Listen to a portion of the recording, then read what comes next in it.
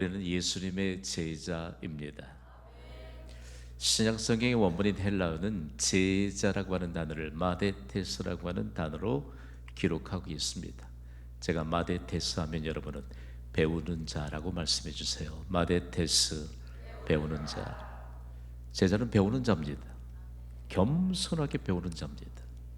배우지 않으면 교만해질 위험성이 높습니다. 교만한 사람의 특징이 하나 있는데 배우지 않습니다.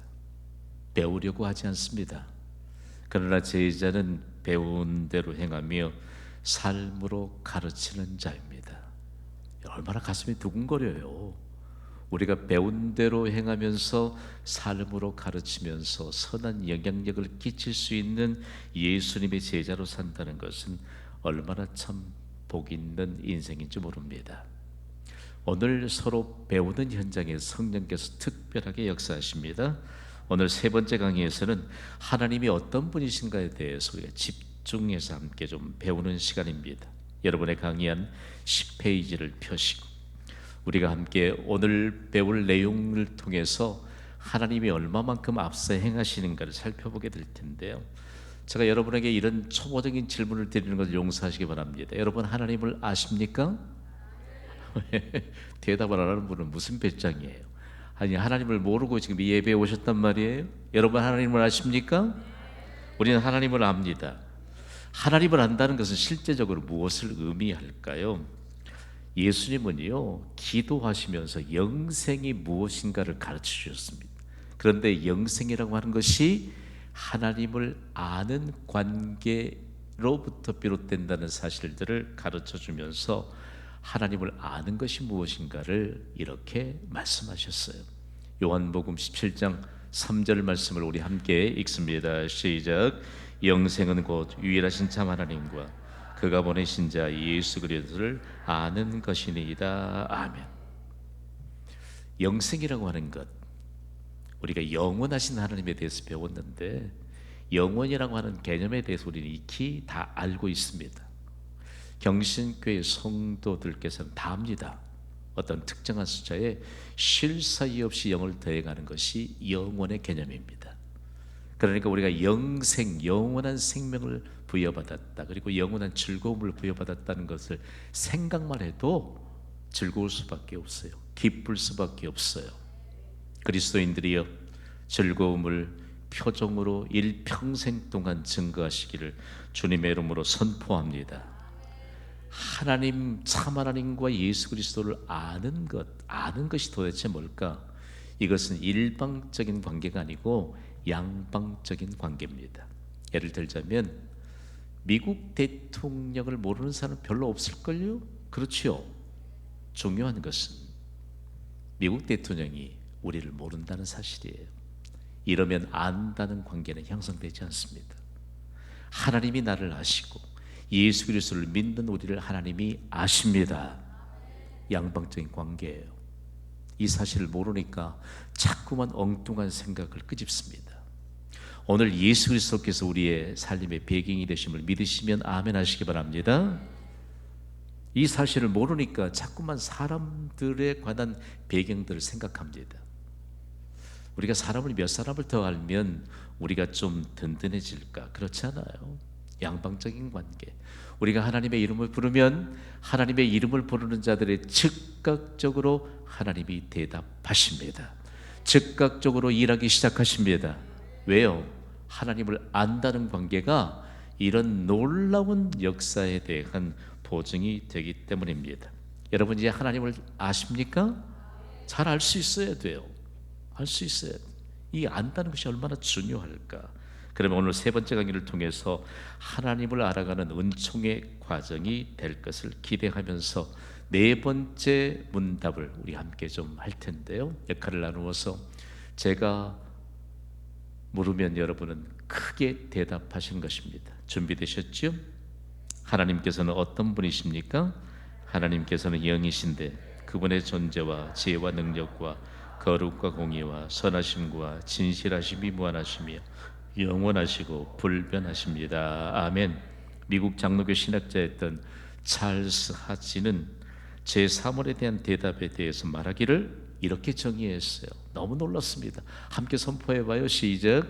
지금까지 하나님에 대하여 사람이 쓴 최고의 정의이다. 너무 멋져요. 사람이 하나님에 대해서 뭐라고 좀 정의할 수 있을까? 그런데 하나님께서는 영이신데 그분의 존재와 지혜와 능력과 거룩과 공의와 선하심과 진실하심이 무한하시며 영원하시고 불변하시다. 어떻게 이렇게 사람이 하나님에 대하여 쓴 최고의 정의로 우리가 지금 네 번째 문답을 나누고 있습니다. 19세기 대표적 신학자였던 찰스 하치의 신학은 주로 웨스트민스터 신앙 고백의 신학이었습니다. 대교류 문답, 소교류 문답, 그리고 신앙 고백서를 총망라해서 그는 한 번도 저항받지 않았던 웨스트민스터 대교류, 소교류 문답, 그리고 신앙 고백서에 관한 내용들을 그의 신학의 바탕으로 삼았습니다. 거슬러 올라가면 하나님이 말씀하신 성경을 신학의 바탕으로 삼은 것입니다. 함께 선포하시죠. 하나님은 영이십니다. 요한복음 4장 24절의 증거를 볼까요? 읽습니다. 시작. 하나님은 영이시니 예배하는 자가 영과 진리로 예배할지니라. 아멘. 하나님은 영이십니다. 영은 하나님의 본질입니다. 그러니까 우리가 육체를 입고 존재하는 우리와는 차원이 다릅니다. 영이신 하나님은 시간과 공간의 제한을 받지 않으십니다. 오늘 우리가 이곳에서 하나님께 예배드리고 기도해도 하나님은 우리의 기도를 들으시고 시간과 공간을 초월해서 일하시며 응답하시는 줄 믿습니다. 저는 오늘 새벽에도 미국에 다녀왔다니까요. 미국에 있는 아들 녀석에게 다녀왔어요. 기도하면 하나님이 즉각 미국에 있는 아들 녀석에게 일하시면서 응답하십니다. 제가 가만히 생각해 보니까 오늘 새벽에도 벌써 홍콩에 있는 손주를 위해서도 기도하시는 분들, 이 하루 새벽에 하루에 우리는 세계 일주를 하게 하신 하나님의 역사의 바탕이 왜 있다고요? 아멘 하세요. 아멘. 기도를 많이 해야 돼요. 즐거움으로 해야 돼요. 시간 좀 재지 마세요. 하나님 앞에 이거 최고적이죠. 오늘 수요 예배 나오셨는데 우리 김 목사가 좀 어떻게 좀 부담을 팍팍 안겨 드리려고 그런가? 내일 어머니 기도에 오늘 수요 예배 나왔다고 어머니 기도에 안 나올 분들 계시면, 제가 지금 이런 내용들을 자꾸 전달하는 것은 우리 성도님들 가운데 참 귀한 고백들이 있습니다. 하나님을 향해 그 정말 분주함 속에서도 구별하여 하나님께 시간과 그리고 몸을 드리고 그리고 열정을 쏟아붓는 그 아름다운 중심이 계속 진행해 오는 가운데 여러분 다시 100배의 복을 받게 될 줄 믿습니까? 믿으세요. 믿는 자에게 믿은 대로 이루어집니다. 무수하게 이루어져요. 무수하게. 하나님은 영이시기 때문에 하나님의 본질이 영입니다. 그러니까 우리의 육체를 지니고 있는 한계를 지니고 있는 우리의 한계선상에 영이신 하나님을 가둬서는 안 돼요. 가둬서는 안 돼요. 그러므로 하나님은 영이시다. 제가 쭉 설교 목록을 읽어보니까 영이신 하나님에 대해서 또 예배를 또 증거하면서 많이 설명했더라고요. 영을 바람이라고도 하는데, 생각해봐요. 바람이 눈에 보입니까? 안 보입니다. 그러나 바람이 부는 현상은 뚜렷합니다. 영이신 하나님은 우리의 눈에 보이지 않지만 우리의 믿음을 통해서 일하시고 약속하신 대로 하나님의 일하시는 현상은 뚜렷하게 보게 될 줄 믿습니다. 그 증거가 누구지요? 오늘 수요예배를 섬기는 우리 예배자 모두임을 믿으시기 바랍니다. 하나님이 나를 통해서 영이신 하나님의 일하심이 뚜렷하게 나타납니다. 저는 새벽마다 육신이 연약한 분들을 위해서 기도해요. 힘을 내십시오. 하나님께는 순간이라도 강건케 하시는 치료자가 되심을 믿으시기 바랍니다. 하나님의 전능성은요, 여러분 참으로 우리가 시간과 공간에 딱 제한된 우리를 생각해서 그렇지, 영이 하나님의 본질이 있는데 시간과 공간을 초월해서 존재하신 그 하나님을 생각만 해도요, 이 예배에 지금 영이신 하나님이 우리의 예배를 기쁘게 받으십니다. 우리가 이 예배를 통해서 하나님을 미소짓게 하고 있습니다. 하나님을 미소짓게 하면 돼요. 하나님이 그 일에 대해서 보장 있게 이루어 주시는 줄 믿습니다. 그러면서 하나님은 무소부재하십니다. 안 계시는 곳이 없습니다. 그러므로 하나님은 늘 우리와 함께 하십니다. 그래서 예수님의 탄생과 다시 부활하셔서 승천하실 때도 하나님은 우리와 함께 계신다. 임마누엘에 대한 증거를 나타내 주셨습니다. 성탄의 증거를 볼까요? 마태복음 1장 23절 읽습니다. 시작. 보라, 처녀가 잉태하여 아들을 낳을 것이요 그의 이름은 임마누엘이라 하리라 하셨으니 이를 번역한즉 하나님이 우리와 함께 계시다 함이라. 아멘. 부활하시고 승천하시면서 예수님이 이렇게 말씀하셨어요. 읽습니다. 시작. 내가 너희에게 분부한 모든 것을 가르쳐 지키게 하라. 볼지어다 내가 세상 끝날까지 너희와 항상 함께 있으리라 하시니라. 아멘. 임마누엘이에요. 이전에도 하나님은 우리와 함께 계셨고 임마누엘, 지금도 하나님 우리와 함께 계십니다. 임마누엘, 영원까지 하나님은 우리와 함께 계십니다. 임마누엘. 그래서 그 하나님은 불변하시다. 중간중간으로 좀 생략합니다만 하나님 불변하시는데, 야고보서 1장 17절을 우리 함께 읽습니다. 시작. 온갖 선물이 다 위로부터 빛들의 아버지께로부터 내려오나니 그는 변함도 없으시고 회전하는 그림자도 없으시니라. 아멘. 그림자는 빛의 영향을 받습니다. 그런데 하나님은 그 어떤 것에도 영향을 받지 않습니다. 기억하세요. 하나님은 어떤 것에도 영향을 받지 않으십니다. 하나님은 변함이 없으십니다. 하나님이 약속하신 일에도 변함이 없으신 줄 믿습니다. 그러면서 하나님이 어떤 분이신가에 관한 내용들에 대해 오늘 점차적으로 좀 알아볼 텐데, 5번째 문답을 함께 나눕니다. 자, 역할 다 기억하고 계시지요? 하나님 한 분 외에 다른 신들이 있습니까? 오직 한 분뿐이시며 살아계시고 참되신 하나님이십니다. 하나님은 오직 한 분뿐이십니다. 여기에 오직 한 분뿐이라고 말할 때 기억해야 될 2개의 핵심 단어가 있는데 한번 따라하시죠. 단독성, 단일성. 하나님은 복수 혹은 단수적인 개념이 아닌 절대적으로 단독성을, 하나밖에 없는 단독성을 말합니다. 또한 단일성을 말하는데, 하나님은 산술적인 개념으로 비교하거나 대비해서는 안 됩니다. 숫자 하나 둘 더 많고 적음으로 산술적인 이와 같은 개념으로 비교하거나 대비해서는 안 되고요. 왜냐하면 하나님은 하나님의 방식대로 존재하시기 때문입니다. 출애굽기 3장 14절 말씀을 함께 읽어볼까요? 시작. 나는 스스로 있는 자니라. 아멘. 스스로 있다고 말할 때 난 참 영어 성경 번역본이 너무 탁월해요. I am who I am 혹은 I am that I am 할 때 이것은 그대로 번역하면 나는 나다는 거예요. 하나님이시니까 나는 스스로 있는 자니라. 나는 나다. 하나님의 단독성, 하나님은 하나님의 방식으로 존재하십니다. 하나님은 하나님의 방식으로 일하십니다. 그러니까 우리의 사람의 더디고 힘들고 어려운 그런 방식대로 일하신 것이 아니고, 하나님은 순간이라도 모든 일을 성취하시는 전능자이십니다. 이 하나님을 우리가 믿습니다.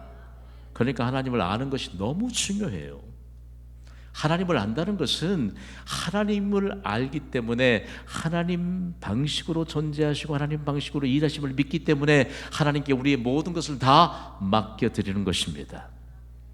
하나님께 모든 것을 맡겨두십시오. 현재적인 용어를 좀 빌려쓰다면 하나님께 올인하십시오. 그 올인한 하나님께 투자하는 것엔 결코 손해가 없을 줄 믿습니다. 뭐 그렇게 두리번거려요 세상에. 하나님께 올인하면 되지 뭘 그렇게 두리번거리냐고요.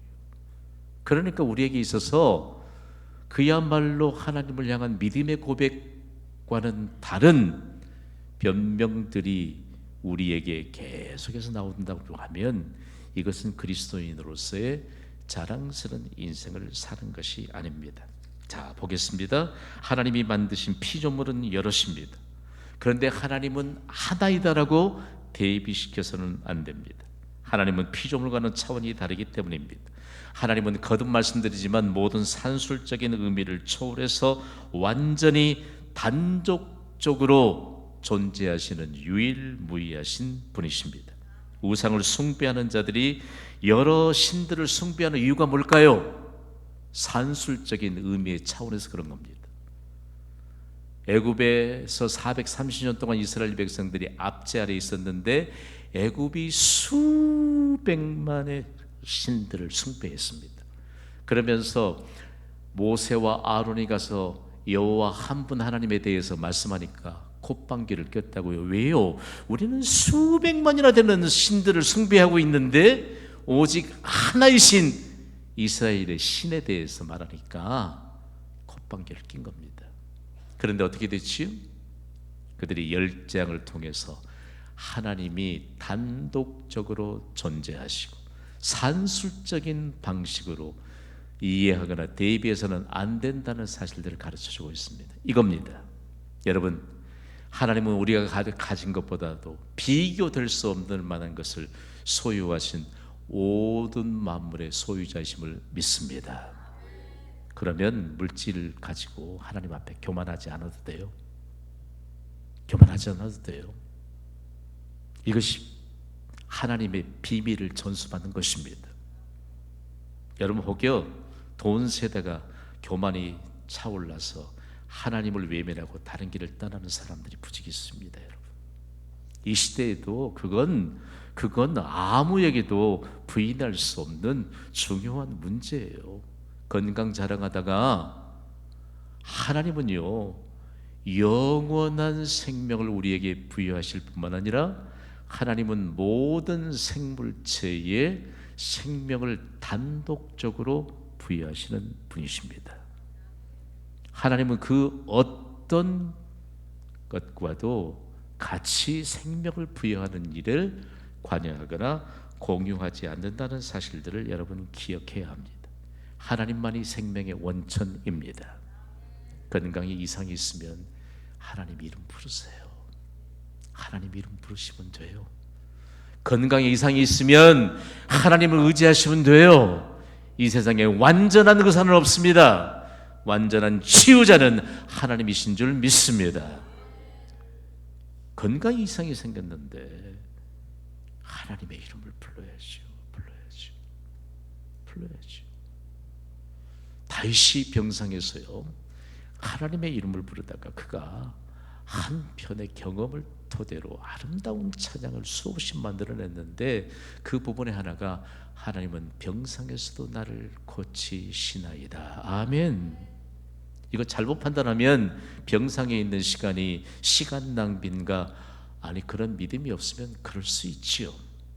그러나 병상에서도 하나님은 우리를 고치십니다. 얼마만큼 하나님께서 강건하게 하실까라고 하시는데요, 그러면서 하나님에 대해서 구체적으로 말씀하시는데 하나님은 한 분뿐이시다. 강조된 것 같은 신명기 6장 4절의 증거를 함께 좀 보겠는데, 읽습니다. 시작. 이스라엘아 들으라, 우리 하나님 여호와는 오직 유일한 여호와이시니. 아멘. 유일하다. 하나님은 산술적인 개념을 떠나서 오직 단독적으로 유일무이하신 분입니다. 차원이 달라요. 우리에게 언제 은혜가 임하느냐? 우리는 하나님이 만드신 피조물이지만 하나님은 우리를 만드신 창조주이십니다. 차원이 달라요. 하나님의 이름을 부르는 자들은 차원이 다른 인생을 사는 줄 믿습니다. 그런데 차원이 다른 인생을 사는 사람들이 비그리스도인의 차원에 머물러선 곤란해요. 요즘 들어서 2023년도에 이르러서 하나님이 제게 강력한 메시지를 주십니다. 한번 따라합시다. 모든 이들이 사랑스럽다. 모든 일들이 사랑스럽다. 중요해요. 제가 2003년 시작하면서 하나님, 겨자씨만한 작은 믿음이 있다면 산을 옮길 것이라고 예수님 말씀하셨는데 실제로 무수한 삶들을 옮겨주십니다. 지난해 2023년도에 목회적인 계획을 수립하면서 기도의 무릎을 꿇는데 하나님이 무수한 산들을 옮기기 시작합니다. 그건 우리의 힘으로는 안 되는 일입니다. 그러나 하나님은 아십니다. 그러니 믿음으로 살아야 돼요. 믿음으로. 내 앞에 있는 산들을 어떻게 우리가 옮겨요? 장애물들을 어떻게 옮기느냐고요? 하나님이 옮겨주셔야죠. 하나님이 옮겨주십니다. 믿음이에요. 하나님이 보실 만한 믿음이 우리에게 있느냐는 것이죠. 하나님이 보실 만한 믿음이 우리에게 있느냐. 그러면서 하나님은 차원이 다른데 그분이 단독적으로 유일무이하게 존재하시는 하나님이십니다. 그러면서 여섯 번째 문답을 함께 좀 나눌 텐데요. 자, 역할을 나누어서 힘있게 선포합시다. 신격에는 몇 위가 계십니까? 하나님의 신격에는 3위가 계시며 성부, 성자, 성령이십니다. 그리고 이 3위는 한 분 하나님이시며 실체에서 같으시며 능력과 영광에 있어서는 동등하십니다. 아멘. 영원 전부터 영원까지 존재하시는 하나님은 삼위일체라는 독자적이고 절대적인 방식으로 존재하십니다. 거듭 언급하지만 찰스 하츠는요 이렇게 정의했거든요. 읽어볼까요? 시작. 한 분 하나님이 성부, 성장, 성령 세 위격으로 존재하신다. 자, 우리가 이렇게 알고 있습니다. 저도 삼위일체에 대해서 설교 시간에 여러 번 중요하게 강조했더라고요. 자, 인격은 사람의 본성을 의미합니다. 그 사람은 인격을 지님으로 사람이 됩니다. 사람답게 사는 자가 사람입니다. 인격이 있기 때문입니다. 그러나 사람답지 못한 사람들은 인격 자체가 의심스럽습니다. 인격. 그렇다면 신격은 하나님의 본성을 의미합니다. 그래서 성부, 성자, 성령 세 위격은 동등하게 신격을 지니심으로 영원토록 하나님으로 존재하십니다. 성부에게도 신격이 있고 성자에게도 신격이 있고 성령께도 신격이 있습니다. 홀로 계셔도 하나님이십니다. 그런데 삼위일체 하나님으로 존재하시면서 우리에게 있어서 삼위일체 하나님은 결단코 이해 대상이 아니다. 믿음의 대상이라는 말씀입니다. 그래서 삼위일체 하나님은 한 분이신 하나님은 하나님의 신비입니다. 하나님의 신비를 어디에 기록해 놓으셨지요? 성경에 기록해 놓으셨습니다. 성경은 이것을 하나님의 감동으로 기록했다, 하나님의 순결을 불어넣었다 라고 말씀합니다. 홍길동전 한 번 읽으면 두 번 읽을 필요가 없는 책이에요. 그렇지요? 그러나 성경은 그렇지 않습니다. 매 순간마다 하나님의 순결을 느끼면서 홀로 하나님 방식대로 존재하시면서 누구를 위해 일하시는가를 나타내주신 그 하나님을 쉴 사이 없이 우리는 만나야 합니다. 그러면서 구체적으로 삼위 하나님께서는 어떻게 임하셨는가에 대해서 예수님을 통해서 예수님이 세례를 받으실 때 온 세상에 충격을 던져줄 만한 삼위일체 하나님으로 존재하셨음을 나타내 주셨습니다. 마태복음 3장 16절 17절을 우리 소리 높여 읽습니다. 시작. 예수께서 세례를 받으시고 곧 물에서 올라오실새 하늘이 열리고 하나님의 성령이 비둘기같이 내려 자기 위에 임하심을 보시더니 하늘로부터 소리가 있어 말씀하시되 이는 내 사랑하는 아들이요 내 기뻐하는 자라 하시니라. 아멘. 우리 함께 불러봅시다. 예수님. 예수님의 이름을 부르는 곳에 성부, 성자, 성령 하나님이 함께 하십니다. 놀라우십니다. 그러면서 기독교 역사상 하나님이 개입하시는 인생들을 하나님이 주목해 보라고 축복의 무대에 세우셨습니다. 가장 가까이 있는 분들 2초만 보세요. 2초만 보세요. 우리의 삶에 삼위일체 하나님이 함께 계심을 나타내 주시는데 성령 하나님은 우리의 삶에 개입하신 하나님으로 존재하십니다. 존재하세요. 우리가 늘 들어왔지만 그 성령 하나님이 우리의 삶에 개입하시는데 성령 하나님을 우리가 주인 자격으로 모시느냐 아니면 손님 자격으로 모시느냐라고 하는 사실들을 가지고 오늘 우리의 삶에 대해서 명확하게 진단하시게 하십니다. 자, 예수님은 삼위 하나님의 이름으로 지상 최고의 명령을 주셨습니다. 마태복음 28장 19절입니다. 시작. 그러므로 너희는 가서 모든 민족을 제자로 삼아 아버지와 아들과 성령의 이름으로 세례를 베풀고 아멘. 중요합니다.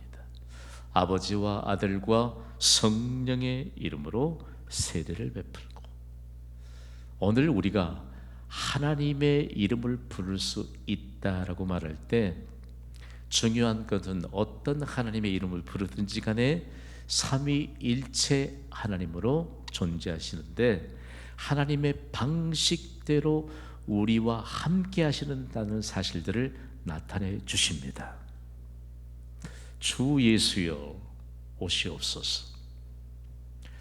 마라나타라고 하는 다시 오실 예수님에 대한 약속의 말씀을 붙잡고 살았던 초기 기독교 시대에 핍박받은 그리스도인들, 그들은 그 말밖에 할 말이 없었어요. 그 무서운 핍박의 시대, 주 예수여 오시옵소서. 마라나타 마라나타 마라나타 마라나타.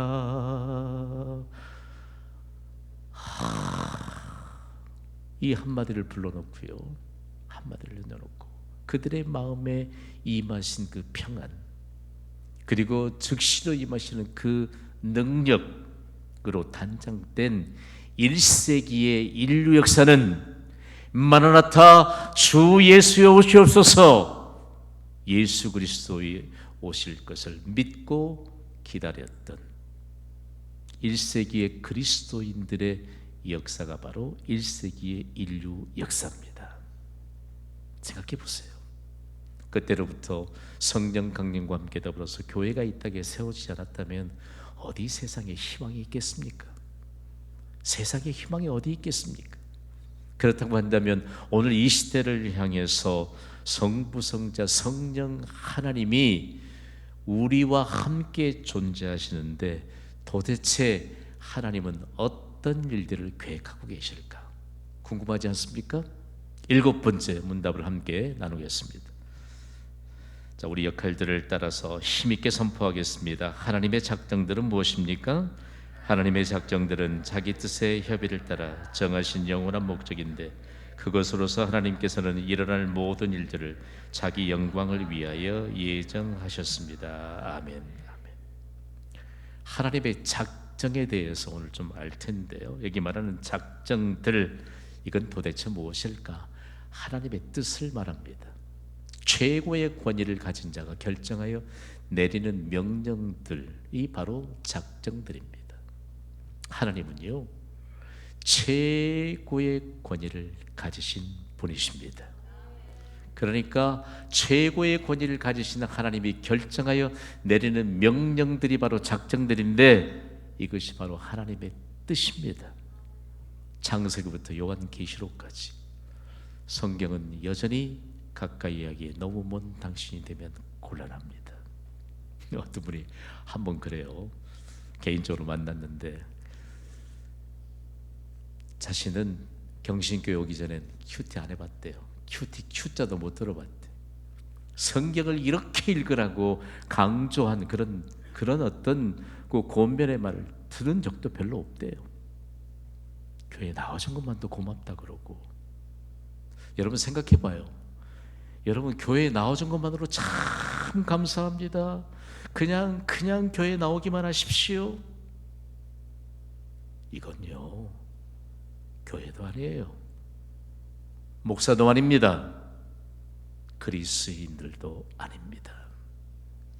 하나님을 우리가 안다면 하나님은 도대체 어떤 일들을 작정하셨는가를 분명하게 알아야 합니다. 최고의 권위를 가지신 하나님이 결정하신 뜻을 따르는 자가 복이 있음을 믿으시기 바랍니다. 따르세요.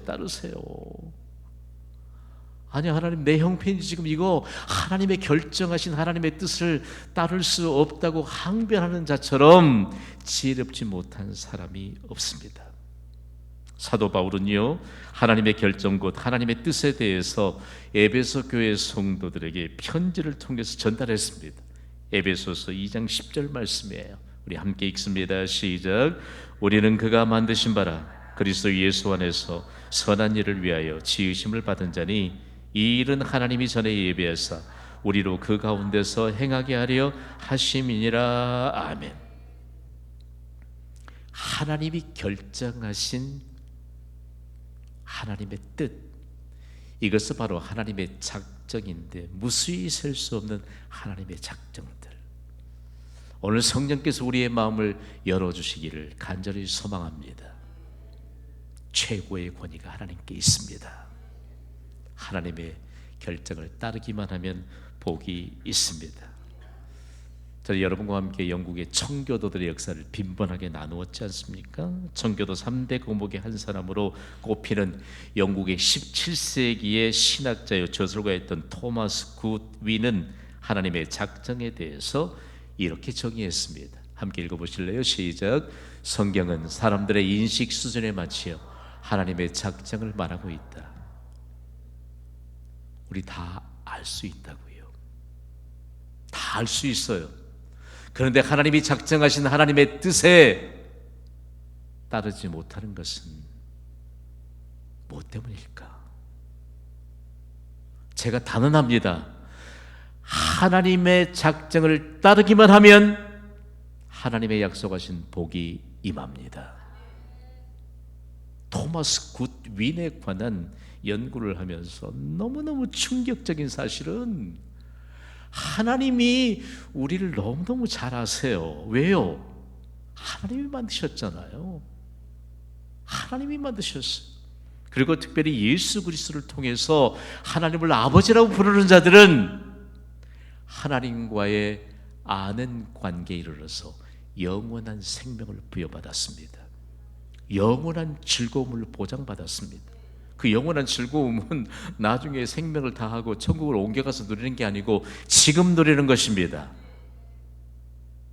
비결은 하나입니다. 하나님이 작정하신 하나님의 뜻을 따르는 것입니다. 중요한 것은요, 하나님은 자신이 행하시는 일이나 명령하시는 일에 모두 다 하나님의 의도하신 바를 담아 두셨습니다. 그러니까 하나님의 뜻대로 사는 자가 복이 있습니다. 예수님이 산상에서 기도를 가르쳐 주셨잖아요. 그러면서 기도 내용 속에도 하나님의 결정, 하나님의 작정인 하나님의 뜻에 대해서 기도하라고 가르치셨습니다. 마태복음 6장 10절에 이렇게 가르치셨어요. 읽습니다. 시작. 나라가 임하시오며 뜻이 하늘에서 이루어진 것 같이 땅에서도 이루어지이다. 아멘. 그러니까 하나님의 작정하신 하나님의 뜻을 따라서 살면 우리의 인생을 사는 동안 우리 가정에서 우리의 가족들에게 내 뜻이 이루어지는 것이 결코 복이 아니에요. 하나님의 뜻이 이루어지는 것이 복인 줄 믿습니다. 100배의 복을 받게 하시는 하나님의 뜻이 이루어지는 것이 복입니다. 선한 영향력을 끼치면 살아가는 자가 복이 있습니다. 광야 시대에 하나님이 이스라엘 백성들에게 종합 영양식인 만나를 이른 새벽부터 내려주셨다고. 새벽에 내려주셨어요. 그때에도 이스라엘 백성들을 향해서 하나님이 작정하신 일들을 계속해서 말씀하셨습니다. 그런데 그 아무것도 농사도 지을 수 없고 오직 하나님을 의지하면서 종합 영양식을 먹고 살아가고 있는 이스라엘 백성들에게 놀라운 하나님의 뜻을 작정하신 하나님의 결정들에 대해서 말씀하신 것 같습니다. 계속 강조할지 몰라요. 함께 선포합시다. 현재보다 1000배나 많게 하시리라. 이 소리 1000배 큰 소리로 선포합시다. 현재보다 1000배나 많게 하시리라. 아멘. 약속하신 가나안 땅에 들어가시기 직전에 모압 평지에서 모세에게 선포하게 하신 말씀입니다. 우리가 하나님이 작정하신 하나님의 뜻을 따를 만한 결단이 없기 때문에 하나님이 작정하신 하나님의 뜻에 대해서 우리가 얼마만큼 나갈 것인가. 중요한 것은요, 그때의 모세가 선포하는 말씀을 들었던 이스라엘 백성들은 가슴이 뛰었을 거예요. 중요한 내용 하나를 우리가 오늘 볼 때 다 수평으로 돌아가서 하나님이 작정하신 하나님의 뜻을 따라 결단합시다. 하나님이 결정하신 대로 어떤 복을 주실 것인가에 대한 기대감과 그리고 그 결과를 만인들이 바라보는 인생을 살아가시기를 주님의 이름으로 축원합니다.